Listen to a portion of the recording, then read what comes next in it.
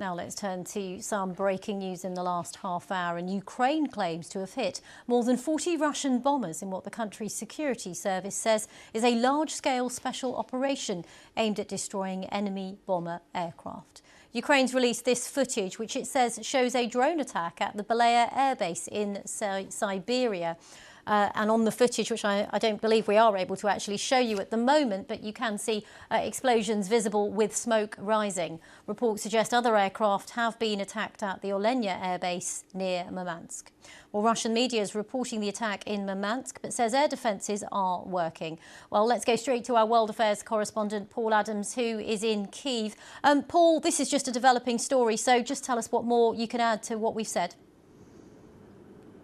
Yeah, it's certainly developing, and the information is coming thick and fast. You know, Ukrainians have experienced moments of euphoria when their military has conducted successful operations against major Russian military targets in the past. One thinks about the attack on the flagship of the Black Sea Fleet, the Moskva, and the attack on the Kerch Bridge, both of those back in 2022.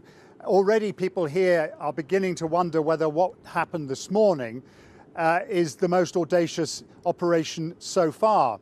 Attacks on 4 separate air bases, one of them that you just referred to is 4,000 kilometers from Ukraine's border, the other one up in the Arctic Circle, well over 1,000 kilometers.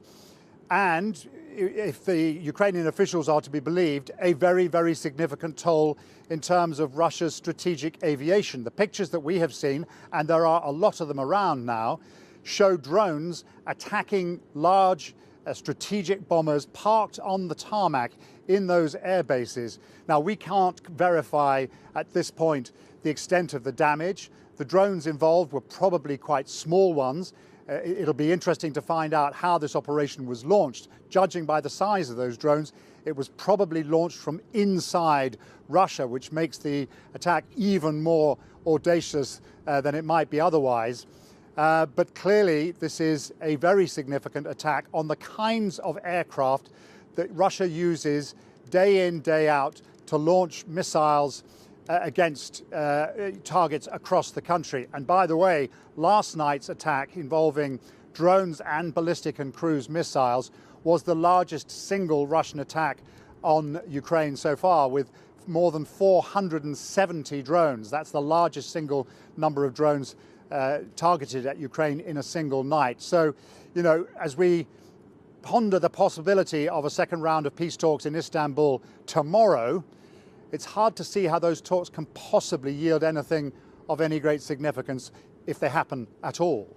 Indeed. Paul Adams in Kyiv, thank you very much for that update. And we're just hearing on the AFP news agency that the Russian delegation is heading to Istanbul for those talks with Ukraine. They're quoting Russian news agencies. So, of course, it'll be interesting to see what comes out of those talks.